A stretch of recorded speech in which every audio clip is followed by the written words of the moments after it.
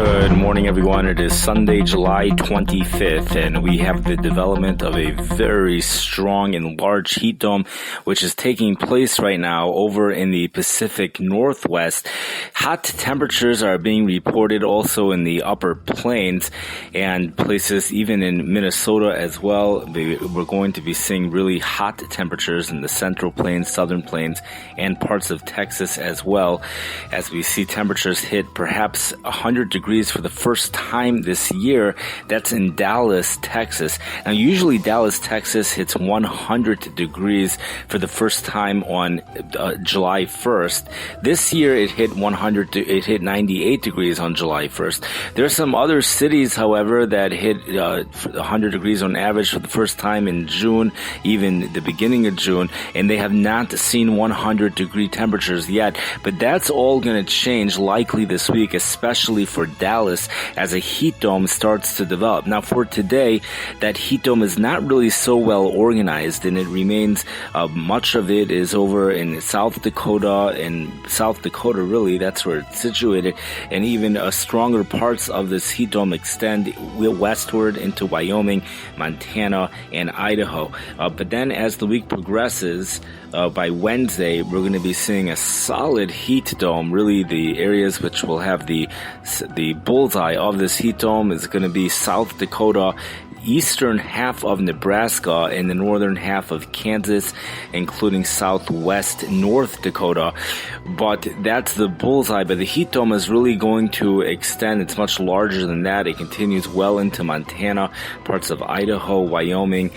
It looks like Nevada is out of it, and Washington perhaps well to the east. The eastern part of Washington will be part of this heat dome as well.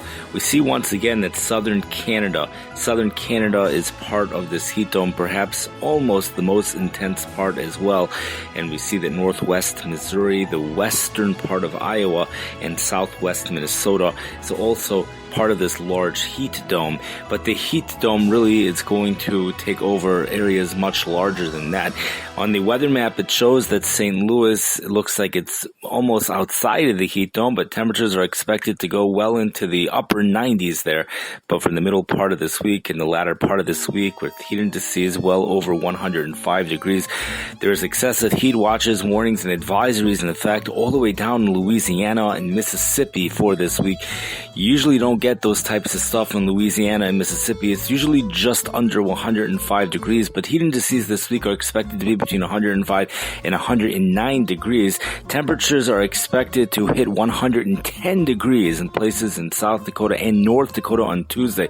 Tuesday is going to be the hottest day this week for those locations, North Dakota and South Dakota, but the heat dome remains solidly in place even for much of the area for Wednesday before a cold front moves through. Thursday through Shabbos, we're going to see cooler temperatures in the plains, but still well above normal as highs range from the mid-80s into the mid-90s.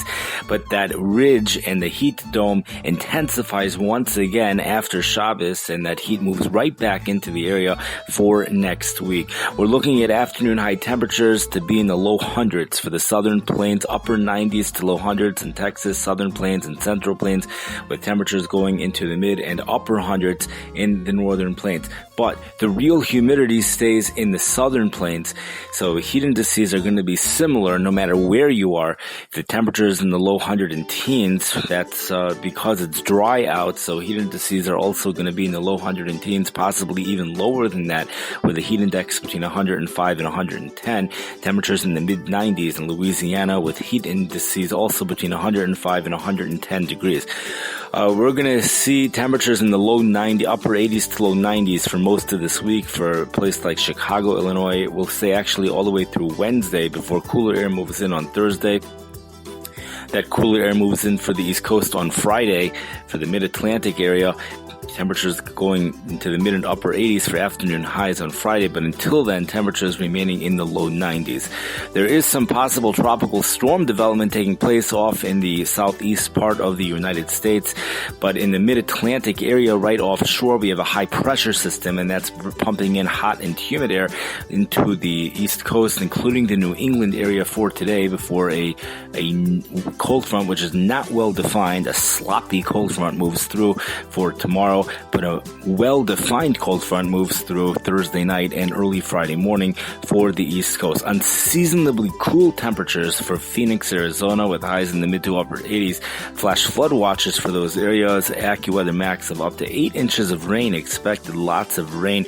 Very humid conditions for Phoenix, Arizona, as dew points rise into the 70s. So there will be some heat indices in the 90s for Phoenix. It's not so common to have that over there. That is the story for much of this country. The place of highest interest is really the cities in North Dakota and South Dakota. They have had a very hot summer so far, and we're going to see a continuation of hot weather. The hot weather, again, is going to be spreading into the central plains and southern plains, but the core of the heat remains once again in the upper plains, just like it has been back in June.